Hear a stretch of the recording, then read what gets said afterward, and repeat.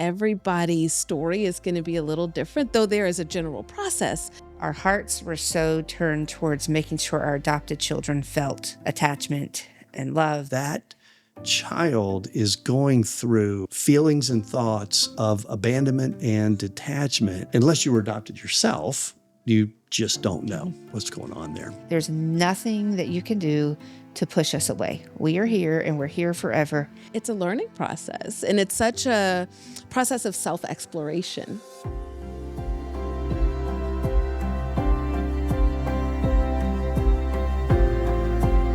Adoption stories are fun, just how the kids sometimes just fell into your laps or, what happened. We have pretty fun stories with both of our kids. So our bookends are adopted, our 26-year-old, our 16-year-old. For Isaac, this is pretty soon after the doctor had told us, all I can suggest is adoption at this point. And Bruce, in our marriage, I'm the impulsive one. And I'm ready to do anything at any time. And Bruce is not. Sounds familiar. Time out. I always tell the story that before the internet and we bought our first brand new car, he actually went to the library every day for 3 weeks because they had the internet there. And, it was before everyone had it in their homes. And he researched cars at the library. When libraries existed. Yeah, that's true. So I just, was like, okay, they say adopt. Let's go adopt. And Bruce was nowhere near ready to do, that was a big switch, for him. So because I'm such a submissive following wife. Sarcasm alert. Just making sure everyone knows. I called the adoption agency and just said, my husband and I want to adopt. I don't know that he's quite ready. Can we just make an appointment just to ask questions? Knowing full well that was the little push that he probably needed. Absolutely. To be ready. Lo and behold, the cutest little almost 2-year-old had been dropped off that day. Almost 2-year-old. And they just obviously trying to push us towards him, but they just said, not that you would take him and not that I know you're not ready yet, but here's an example of the type of child we would have ready. Mm-hmm. Now, at that point, that particular office had only dealt in infants. Yeah. So he was the oldest child. And you would, from working with Bethany, you're probably, this was right before the SWAN program started. Yeah. Okay. So, wow. And so they showed us his picture and it was instantaneously just fell in love. Yeah. Yeah.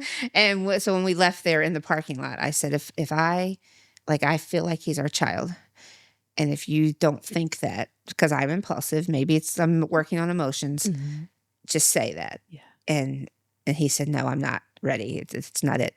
But unbeknownst to me, he kind of had similar feelings and then called them back the next day and got the ball rolling. Wow. But because we'd had so much pain, he didn't, in all of our infertility and miscarriages and everything, he just didn't want my hopes to get up. Absolutely. So, okay. Yeah. So when you all were first kind of dealing with that decision to adopt, Julie, you sound like me. I was like, okay, then we are doing it. And then I'm dragging Todd along behind me. Uh-huh. But Bruce, tell me a little bit about how was it supporting her in that? Because you had seen her go through those disappointments and how hard it was. And I feel like sometimes as the guy, you have to kind of put your emotions to the side to hold hers. So what was that like for you?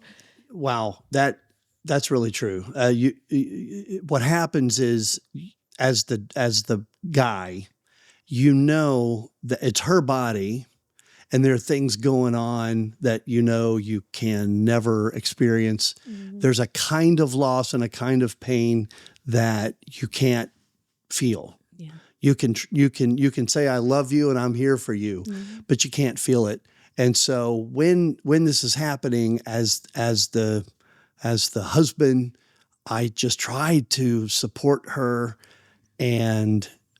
but at the same time it's a bit awkward because the dad has a loss as well, but the dad doesn't really want to speak up and say, woe is me, I just lost a child. Yeah.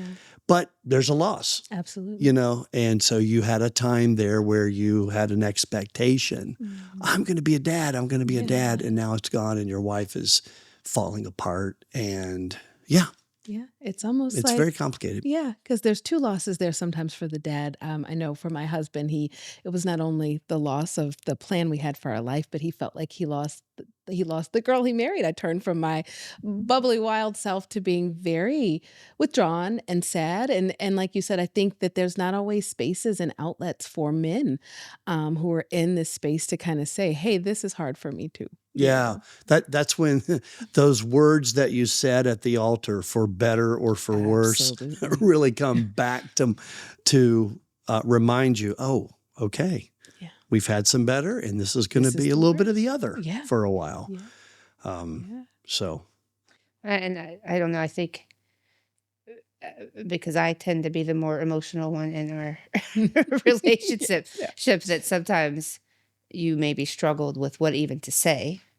Because what's going to be the thing, depending on the depression level of the day. Absolutely. Yes. Yep. That's what's going to be the thing to set you off, or what's, is it just, that was a kind of a big struggle, I think, for you. Well, yeah. So there's a little bit of stuck sort of between a rock and a hard place. Damned if you do, damned if you don't kind of thing. Yeah. Because if words start coming out of your mouth, there's a pretty high percentage that they might not be the right ones. Absolutely.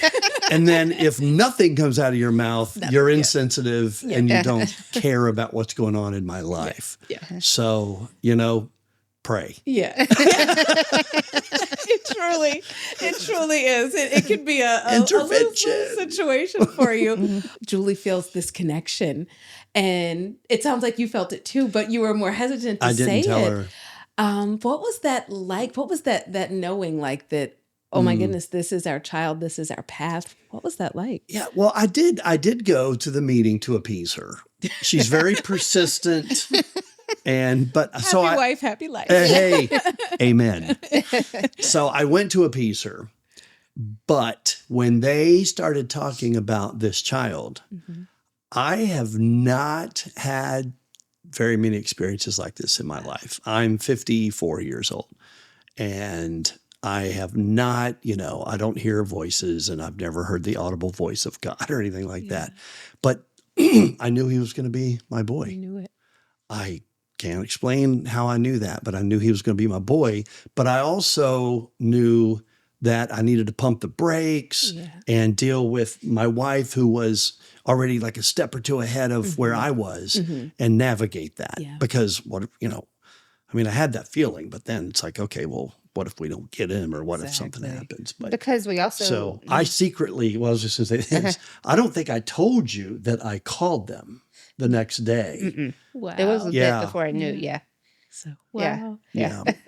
So, and it's tempering that excitement because you had already been through kind of those highs and lows. And you approach it cautiously. I think once you're dealing with adoption after infertility, it's this caution of, for me, it was this narrative, well, nothing else worked. So why would this work? Why would this be easy? You're so accustomed to disappointment. Absolutely. And so you just assume, well, somehow or another, this is going to have to be a disappointment. Not sure what form it's going to take, but it's going to be a disappointment. Yeah.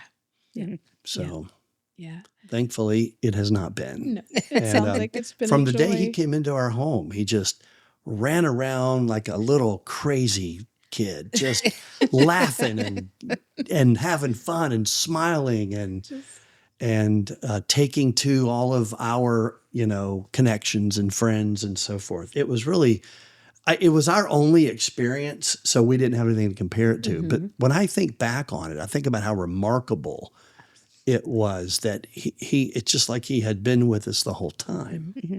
Yeah. And we still like him. I mean, it's amazing. Yeah.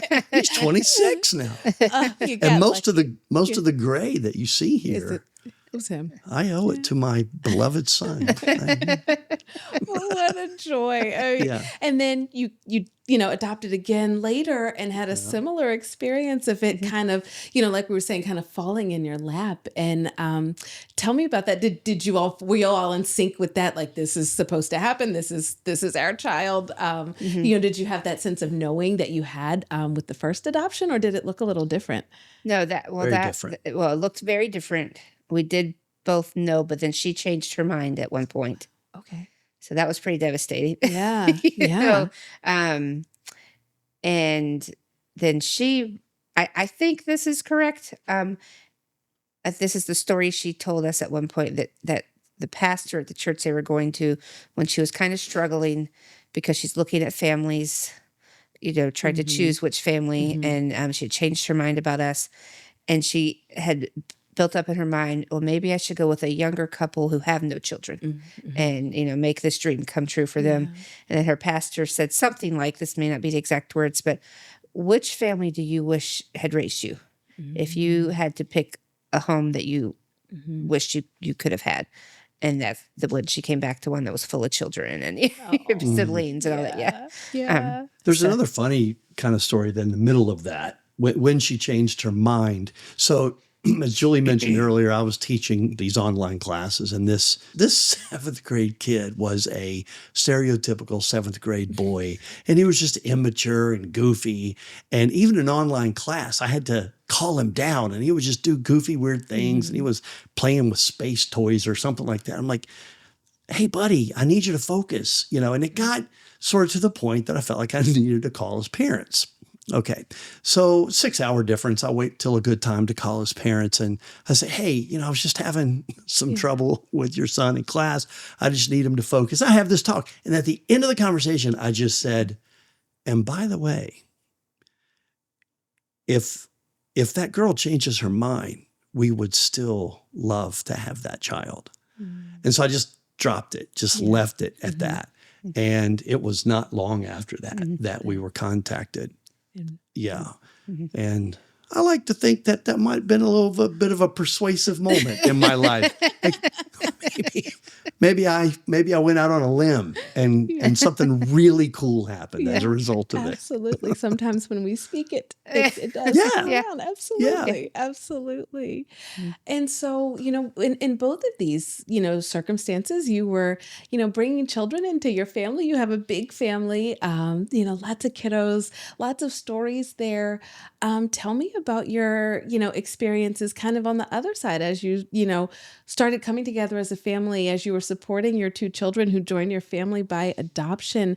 How did you navigate those, you know, journeys together? Because they're like Julie and I were talking about, those come with, you know, joy and grief as well. So tell me a little bit about what it was like, you know, because these are 2 separate stories, though they are interconnected in adoption. But what was that like, you know, kind of shepherding 2 kids through their story? Sure.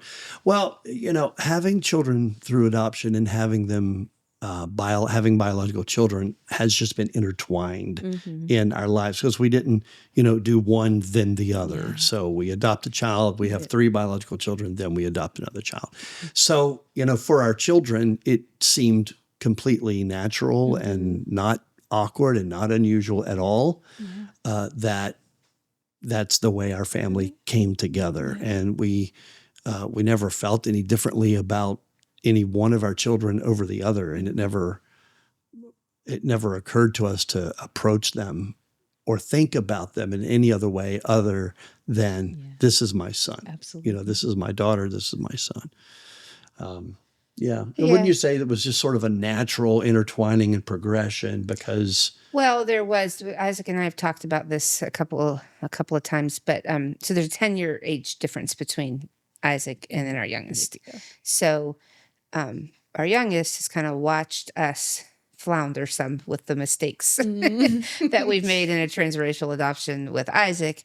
And so he has certainly benefited from our correcting some behaviors and things, but also it's just hard. Like adoption's hard. And there are just some things that are going to be hard. Yeah.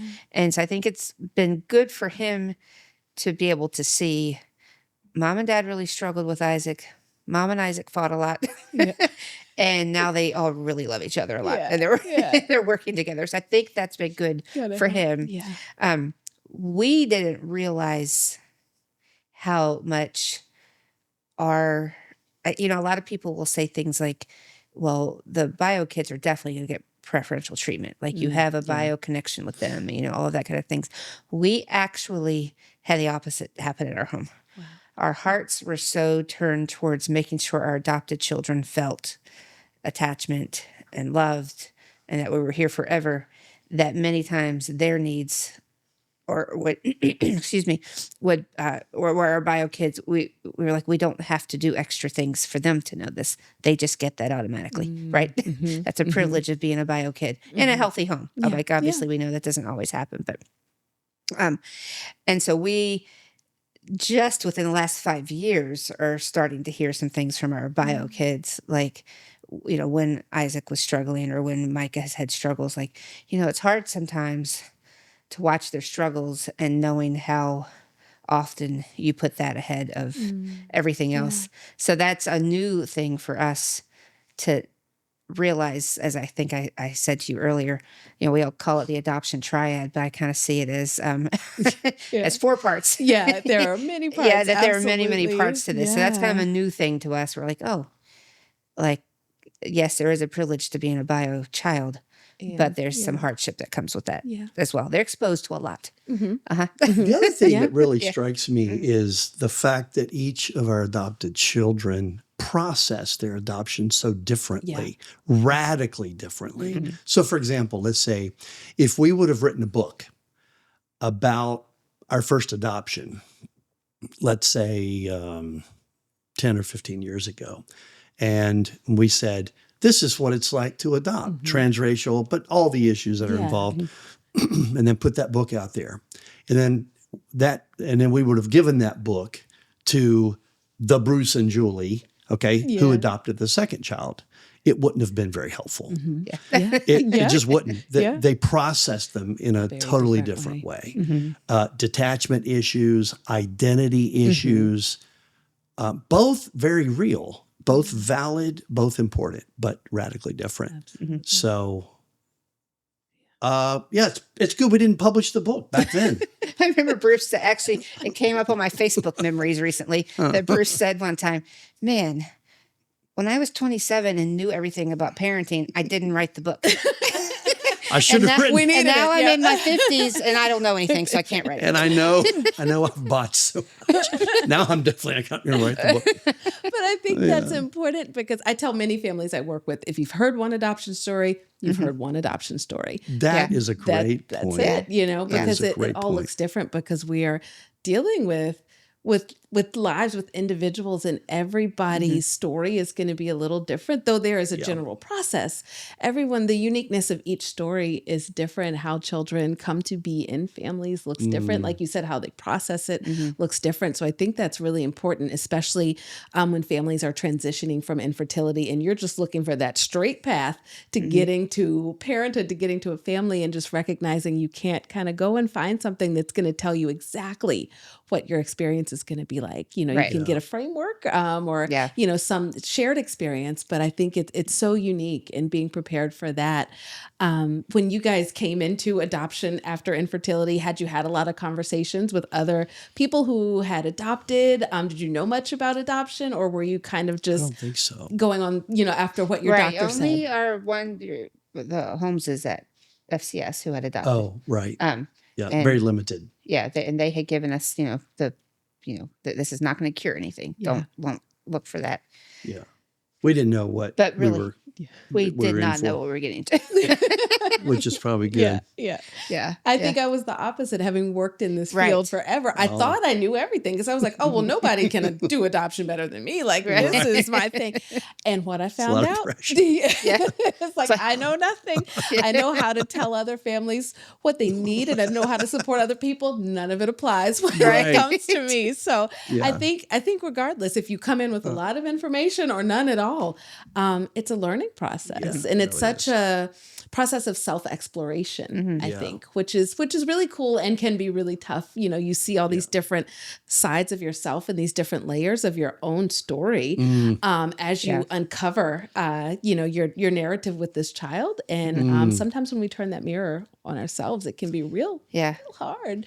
Yeah. I would say that is such a good point. And I think you made me realize that with all the mistakes that we know we've made, I think that one of the things that we did well, I think, is encourage all of our children, but especially in this context with our adopted children, tell us what you're thinking.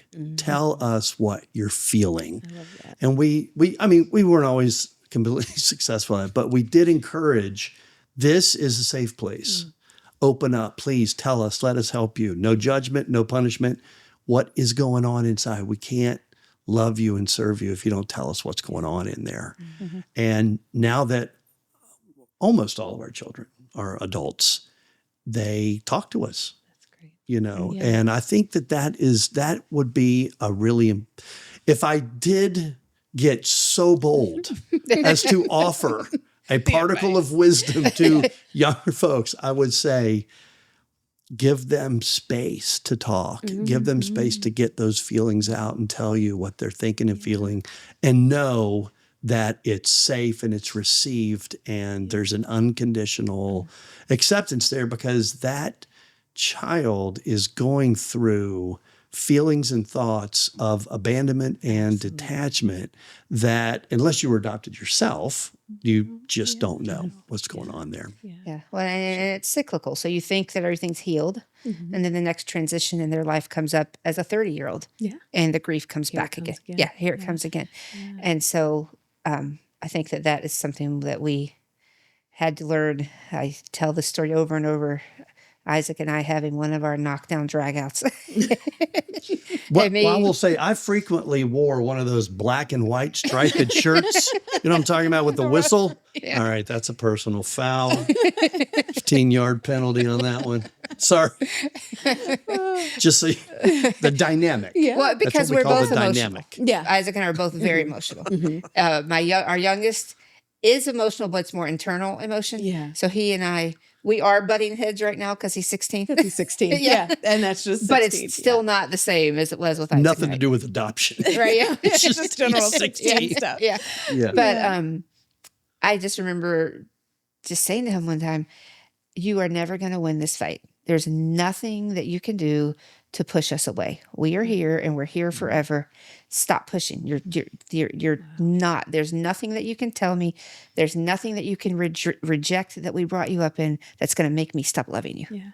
Yeah. You're not going to win. 100% of the time, I'm going to win this fight. Yeah. And it didn't change things overnight, but eventually he believed that. And how did that feel for you? I mean, you're saying that and you're meaning it with all of your heart.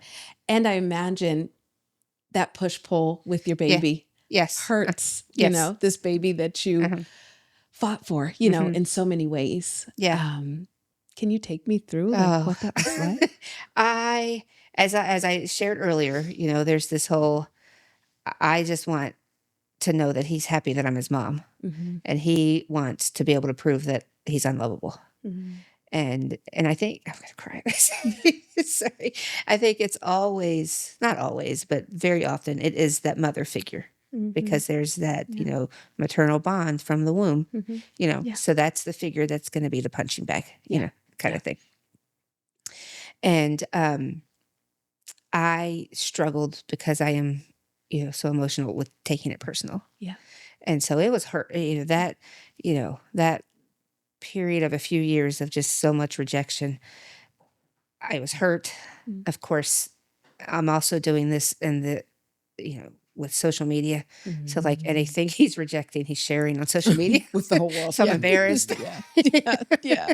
So there's just a lot of negative feelings.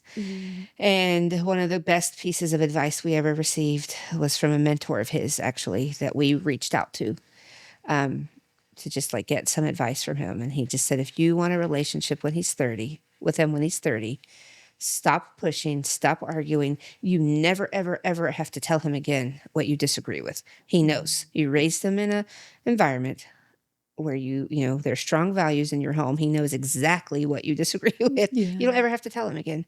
Stop doing that, and just have these really good conversations. Yeah. And that was kind of a turning point. Yeah. That that dynamic is very real, and I think it's probably common.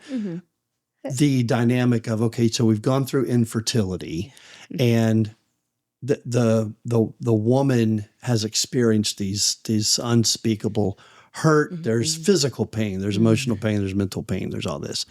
Then you move into an adoption situation, and frequently the mom is you have good cop, bad cop, and mom's a bad cop, because frequently, I believe, the child associates their if they think of it as an abandonment, they think of the fact that they were abandoned by their mother, not their father. Yeah. So after all of this, all the mom goes through, then she's the bad person and so I was sort of like good time Charlie. Yeah. I mean, I never had those conflicts. Wow, interesting. But there are probably various, if Freud were here, he could probably rip everything apart and fix us all. But I think a lot of it had to do, and then you have marital issues where what mom is not going to be a little bit angry and resentful? It's like, are you kidding me? I've gone through all this, and now I'm the bad guy? Yeah. And, oh, boy, navigating that has been a challenge. But making it, I think we can I know it's a lifelong process, but we can sort of safely say we're on the other side in a sense. Yeah. Our oldest is totally on his own, has his own child. The rewards for working through that are immense and indescribable. Absolutely. I love that. And I want to say we're not naive. This is not every adoptee story. Yeah. There are those who never reconcile. Yeah. And my heart goes out Yeah. out for both parts of that that story, for the adoptee parents and the child, that there is so much hurt there from whatever reason, wherever it comes from. So, we're not naive, and I never would want anyone watching our podcast to think that we're saying, here are all the magic answers, because there's not one magic answer. No. Not the parenting period. Right. Adoptive, biological, there is no magic. There's no magic sauce. Yeah. And or if they would think, we're admitting Isaac was going to struggle, Micah is going to struggle, partially just because adoption's really hard. It's really hard. And we did a lot of messing up and had to humble ourselves to start the healing process. I would never want to pretend for a second that I was a great mom all the time to him. Because like I said, we're both emotional, and as a parent, that was my job to hold that emotion inside. And I just never would want anyone watching this to think that they think they have it all. No, and I think for me as the mom of a little, so we're kind of on the early side of our journey. It is trying to move myself out of the way. I feel like I want to shield her from so much of that. I'm like, I just don't want her to feel it. I don't want her to have the hurt. I just want her to be happy and know she is loved. And it doesn't matter, because I love you. I wanted you. I prayed you into in my heart. And I think that there's that balance of that too. Of it sounds like you all were very able to let your kids feel the tough stuff. Yeah, but after not, we were very guilty of thinking that we could love it out of him or pray it out of him, that we can show you so much love, and we can show you Christ, and we can lead you to this, and it's all like, you're going to be fine. Yeah. And that's just naive thinking. Yeah. You might call it a kind of innocent ignorance, sort of. Absolutely. We just didn't even know that there were things that we needed to know. We didn't even know. So when our oldest ripped up his adoption papers when he was 7 years old, Then we came to, okay, wait, regroup. What's going on here? We kind of thought we were sailing along. Yeah. He's obviously got some hurt that is deep, and let's take a pause here and figure out what's going on. Yeah. So I'm just excited for folks like you, Anna, who have done writing on this and research and are helping through folks through this process. I believe this next generation, and as we grow, they're going to have so many more resources that we just didn't have. Yeah. We did the best we could, but we didn't have some of the great things like you've put together, and it's a blessing.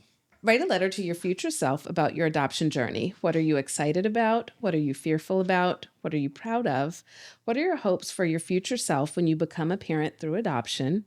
What do you want your future self and your future child to know about you at this moment? The goal of this exercise is to think about how you envision the future and what you want to capture about the present. Reflect on this letter throughout your adoption journey and share it with your child in the future.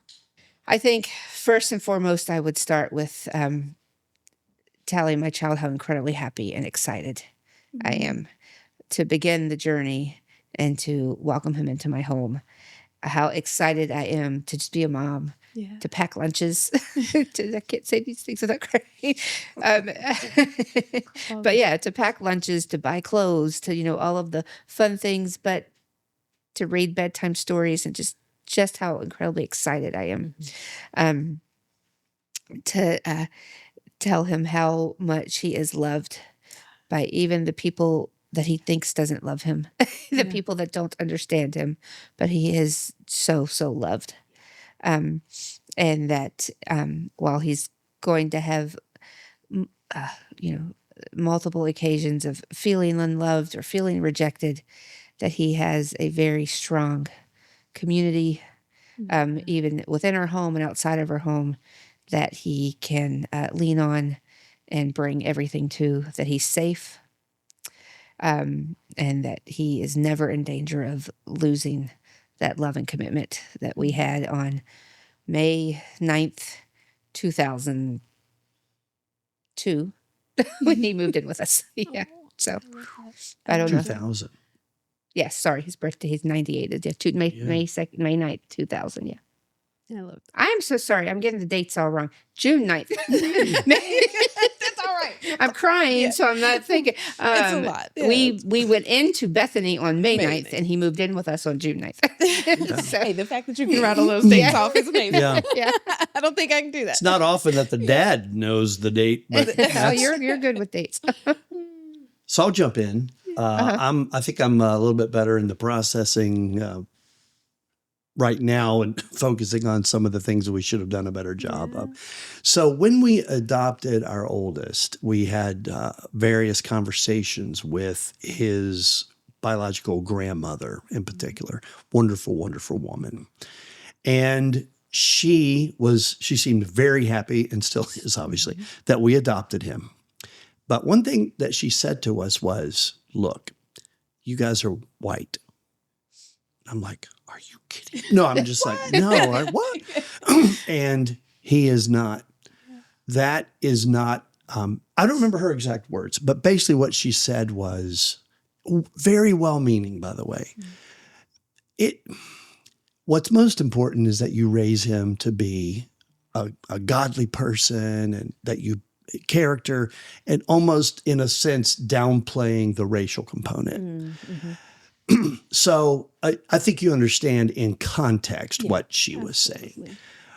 I think if I were writing, that letter back then, I would have said, this is what she told us. So this is what we're going to focus on.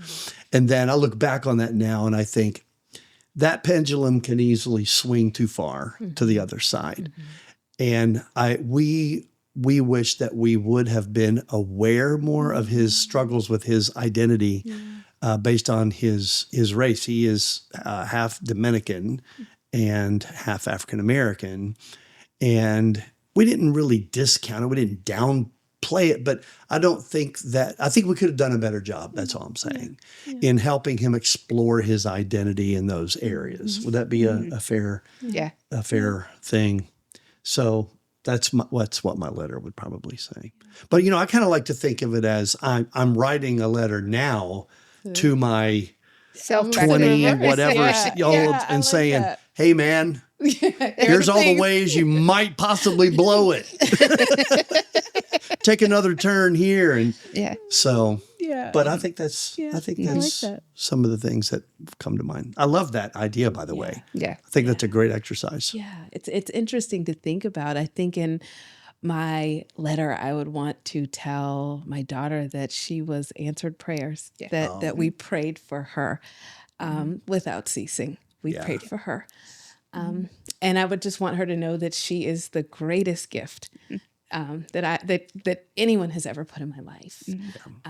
I'd want her to know that she is tremendously loved in so many ways by so many people, and that her birth mother is tremendously loved, though we don't know her, though we've never seen her. She's never met us. We don't know why she picked us. She's tremendously loved, and we are so grateful for her.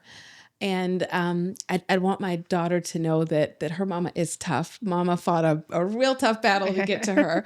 And it's a battle that I have both emotional and physical scars from, but there is so much victory because those battle wounds got me to her. Yeah. And I'd want her to know those things.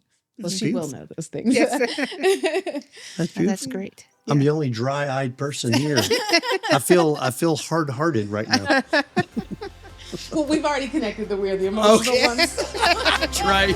Yeah.